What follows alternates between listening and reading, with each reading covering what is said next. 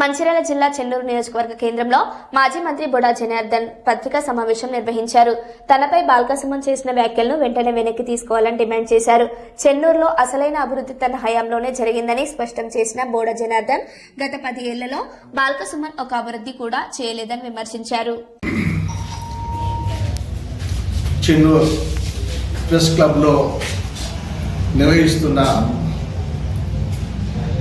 ఈ సమావేశం ముఖ్యంగా నేను 1985 సంవత్సరం నుంచి దాదాపు 2004 దాకా కూడా 4 దఫాలుగా 20 సంవత్సరాలుగా ఈ చెన్నూరు ప్రాంతంలో ఎమ్మెల్యేగా కార్మిక శాఖ మంత్రిగా నేను పనిచేశాను. 4 సార్లు నన్ను ప్రజలు గెలిపించారంటే ఆనాడు నేను చేసిన కృషి, పట్టుదల, అభివృద్ధి, పేదవాళ్ళకు అండగా ఉండి చేసిన అభివృద్ధి వల్లే నేను 4 సార్లు గెలిచాను. మొన్న బాల్కసుమన్ గారు హైదరాబాద్ పార్టీలో మాట్లాడుతూ బొడా జనార్దన్ గారు కూడా చెన్నూరులో ఎలాంటి అభివృద్ధి కార్యక్రమాలు చేయలేదు, నేనే చేశానని చెప్పాడు. ఆయన మాటలు నేను ఖండిస్తూ ఉన్నా. నేను 4 సార్లు గెలిచాను, 20 సంవత్సరాలు పనిచేశానంటేనే నేను అభివృద్ధి చేస్తే నాకు ప్రజలు ఓటేశారని నేను తెలియజేసుకుంటూ ఉన్నా. ముఖ్యంగా నేను చేసిన అభివృద్ధి పనులు ఒక్కొక్క రంగంలో ఏ విధంగా పనిచేశానో చెప్తాను. దీనికి బాల్కసుమన్ మళ్ళీ జవాబు ఇవ్వాల్సిందని నేను డిమాండ్ చేస్తూ ఉన్నా. అవినీతికి చోటు లేకుండా నేనే కాదు, ఆ రోజు నేను పనిచేసిన తెలుగుదేశం పార్టీలో ప్రతి చిన్న కార్యకర్త నుంచి ఎవరు కూడా అభివృద్ధి పాల్పడకుండా పేద ప్రజల కోసం, చెన్నూరు ప్రాంత అభివృద్ధి కోసం ఆనాడు మేము పనిచేశాము. ఈరోజు చెన్నూరులో కొత్త బస్ స్టాండ్ వచ్చిందంటే ఆ రోజు నేను కట్టించిన కొత్త బస్ స్టాండ్ మీకు తెలియజేస్తూ ఉన్నా. ఆ బస్ స్టాండ్ కట్టిన నిదర్శనం విన్నారు చూడండి, మీ కళ్ళుంటే చూసి మాట్లాడమని తెలియజేస్తున్నాను.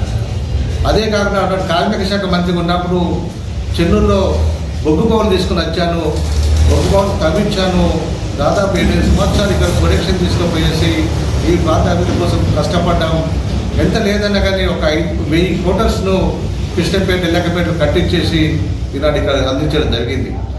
నేను ఓడిపోయిన వెంటనే ఆ చెన్నూరు బొగ్గు భవన్లు బంధపడ్డాయి.